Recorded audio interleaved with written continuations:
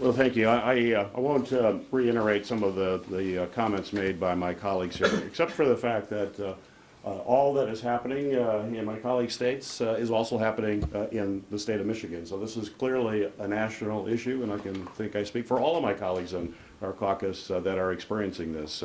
Grant funding pay for police, firefighters, which is something that is particularly problematic. One thing I haven't heard but I've heard back in my state, there are even small businesses, especially those that get grants like the SBIR. Small businesses are worried, will I be able to make payroll? Do I need to worry about that? Do I need to tell my employees that? And small businesses, as all of my colleagues believe, are the heart and soul of our economy. It's where the rubber meets the road in terms of our local communities, and they're very fearful about what this could mean for them. Bridge construction coming to a halt. And what does that do? It raises the cost as well. Taxpayer money, more taxpayer money will be needed to complete these vital projects because of this chaos being created by President Trump. Heating assistance. I'm a cold state in Michigan. Heating assistance is also one that people worry a great deal about. And I know there's a court case that has just come through, but I think it's important to understand that courts have already ruled on this. We know that this is not constitutional, what he's doing. The president cannot hold funding back that Congress has appropriated. We saw this same battle play out when Richard Nixon was the president. Richard Nixon held back funding for key programs. It went to court. There was a Supreme Court decision that rejected that, Train versus City of New York.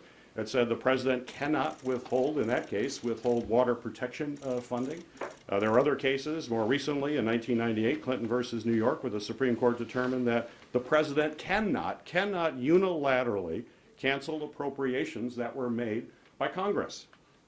But this administration doesn't believe that. They believe that they can determine what's constitutional, not the Supreme Court.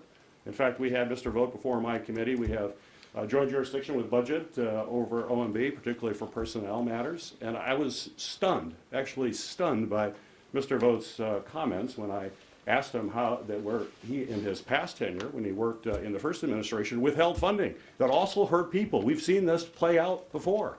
If you recall the hurricane in Puerto Rico, it was Mr. Vogt, Mr. Trump, that would not send money to victims of a massive hurricane in Puerto Rico, families who were hurting, families who didn't know where their next meal would come from, didn't have a roof over their head, and they withheld funding.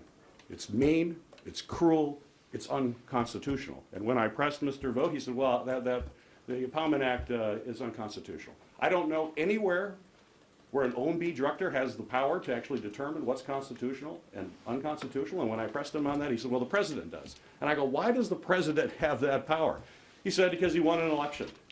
Because he won an election, he has the ability to go in there and just say, this is unconstitutional, I'm going to do what I want. Mr. Trump or President Trump believes that he can say, we're going to fully fund this program and this program, and I don't care what Congress has said. We know the legal authority is very clear. It's a very concerning development. We know court cases can take time, and people who depend on this money do not have time. Firefighters do not have time. As Senator Murray mentioned, fires still occur. People in small businesses, they got to make a payroll. Many people who work in those businesses literally live paycheck to paycheck, and you're putting them in an unconscionable position. And I fear that what we're going to see out of OMB is can make this problem even worse as we're looking at personnel issues, which are before my committee and the government services aspect of HISCAC, where there's now so-called buyout program to take away or to minimize civil servants, professional civil servants in agencies across the government. And their plan under Schedule F is to replace them with political cronies that will only do the bidding of President Trump and Mr. Vogt. We've also played that before. If you remember, we have a civil service system because in the 1800s we had basically a patronage system in our government where we had unqualified people who were inept, they were corrupt, and now President Trump wants to bring that back. He wants inept, corrupt people that are just 100% loyal to him. And the end result is that everyday people are going to be hurt, which is why we have to fight it. Senator Heinrich.